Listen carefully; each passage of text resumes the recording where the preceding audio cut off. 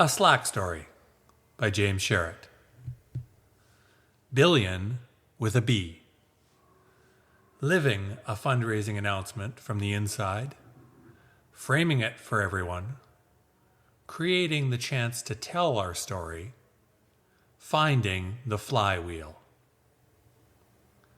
One morning, a little more than 8 months after launching paid Slack on February 12th, 2014, I started my workday doing what had become my usual routine at Slack. I checked my messages and tasks from home. Anything needing action or a quick update? Done. Got on my bike, commuted to the office. On arriving, I checked back in. What was important? What needed tending? Anything noteworthy? When's my first call again? I started my work and got immersed in what a customer needed. By the middle of the morning, I poked my head up to see what was going on. I heard a rumor. We were going to announce a new round of fundraising. The rumor was news to me.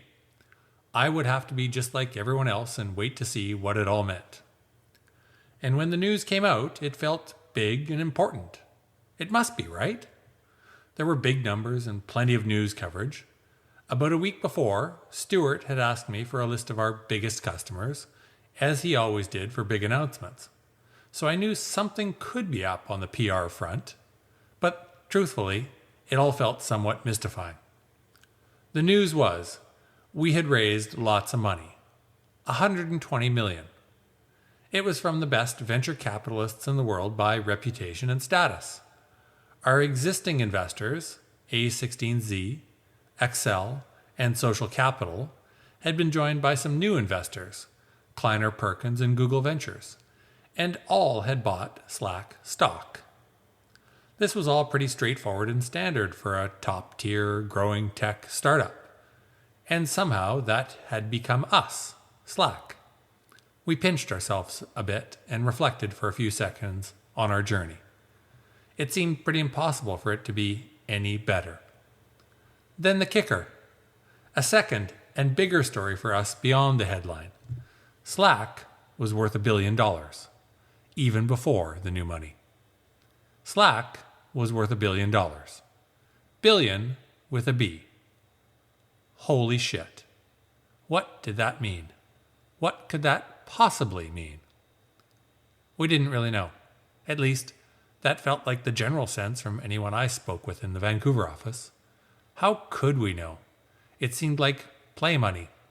Like we had all of a sudden learned how to defy gravity or read minds or conjure fire from farts without a match. The only real frame of reference I had for $1 billion of anything is something my brother taught me. If money were time, 1 million seconds equals 11.5 days. 1 billion seconds is 31.5 years. The difference of one letter from million to billion masks the scale of the difference. We sort of group them together as big numbers, but they're very different. $1 million is 10 years of a six-figure salary. $1 billion is 10,000 years of a six-figure salary.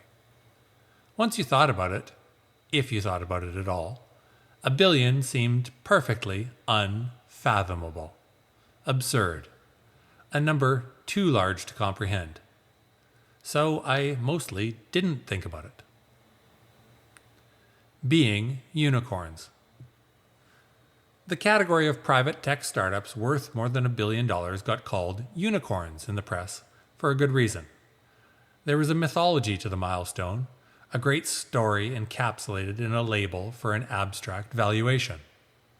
Cresting the $1 billion threshold became a sought-after rite of passage for a startup. It meant you'd arrived somewhere, somehow. There would certainly be lists. But here's the thing. News came out that Slack was worth $1 billion and nothing changed for us day to day. We were worth $1 billion.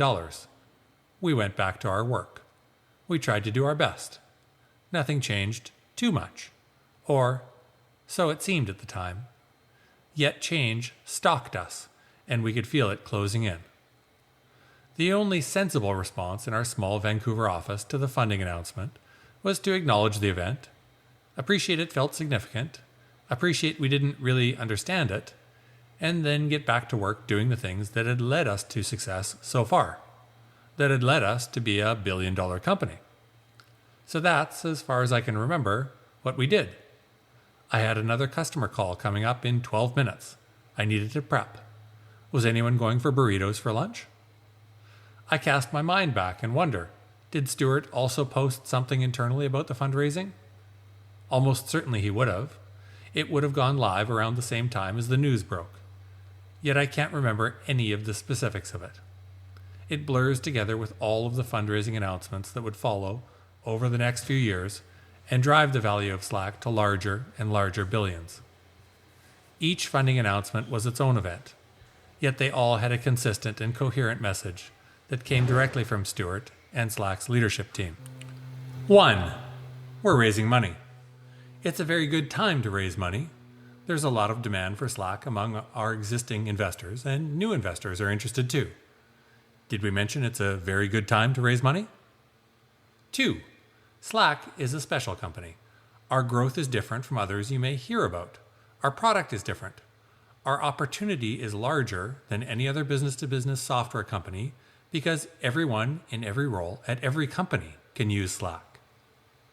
3. This money isn't for any specific purpose other than operations and expansion and flexibility. 4. The most important 6 months for Slack ever will be the next 6 months. In a larger sense, my marketing brain started to see how fundraising became a key part of our story at Slack, like market positioning and customer stories. We were a unicorn worth $1 billion. We didn't know what that meant, but others paid attention to it. That news broke through for people and got them to take notice. People outside of Slack almost always wanted to talk about it, especially at large customers. The fundraising announcements acted as a proxy benchmark for our importance in the world. Our increasing valuation acted as a signal to them. The herd mentality and fear of missing out, FOMO, kicked into gear. No one wanted to be left behind on the newest new thing. But to us Slack employees, our fundraising activities didn't get any special treatment. No one signaled to us that it was more important than any of the other things we had to do. We didn't drive our business in cycles to increase its appeal for another round of financing.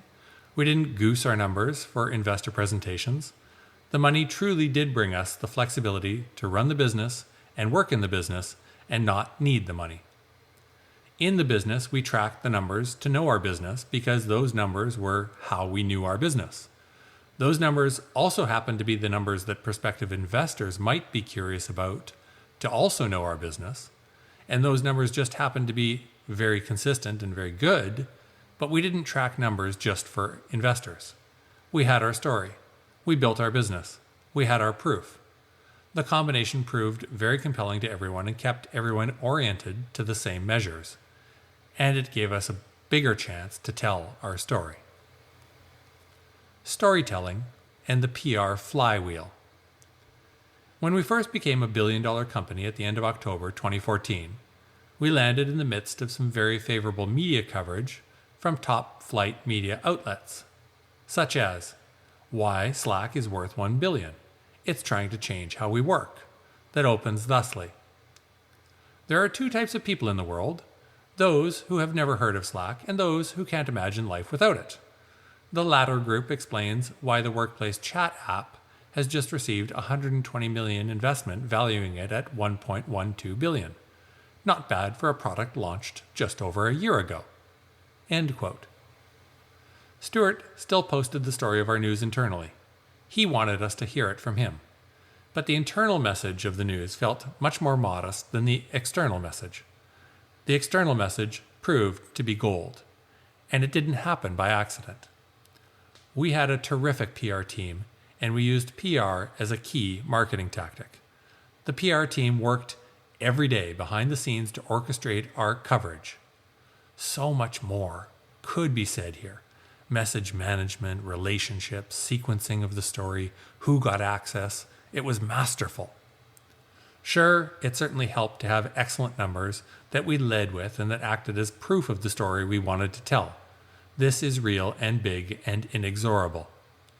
And it certainly helped to have a very credible CEO who could dig deep into the numbers in one sentence and then zoom out to say, the world is in the very early stages of a 100-year shift in how people communicate, and we're determined to push the boundaries. As the leader of a brand new product category, we have a huge advantage right now. But still, the coverage was fawning and consistently and almost embarrassingly excellent. It proved an important factor in our continued growth, a key driver in our overall business flywheel. Great stories drove more interest and signups and receptiveness, and the perception that we were real, not going anywhere, and actually making a huge difference for our customers. No one wanted to miss out or be late to a 100-year shift in how people communicate. Customers often asked on calls how the fundraising affected our business. Now that we were a billion-dollar company, what was different? They wanted to know what it was like inside. An element of celebrity rubbed off on our business and product and lubricated conversations and processes. PR worked like gangbusters because we had a compelling story to tell. We had a compelling story because we had a great product. We had a great product that served terrific customers. Those customers raved about the product and generated the proof of its effects. Those points of proof got captured and relayed to a savvy, charismatic, and talented CEO to tell our compelling story, driven by a world-class PR team. Rinse and repeat, on and on and on. Each piece of our work contributed to the whole. The flywheel spun because we all pushed on it. And we haven't even touched on the top-notch brand, the technical operations, the security team, the legal team, the finance folks, etc., etc. As Stuart wrote right at the beginning in We Don't Sell Saddles Here, marketing was something we all work on. And it was all about to get even bigger and even a little bit famous. Up next, Slack gets kinda famous. Hosting Jared Leto and his Oscar, tweeting with Snoop Dogg, finding new office spaces. Thank you very much.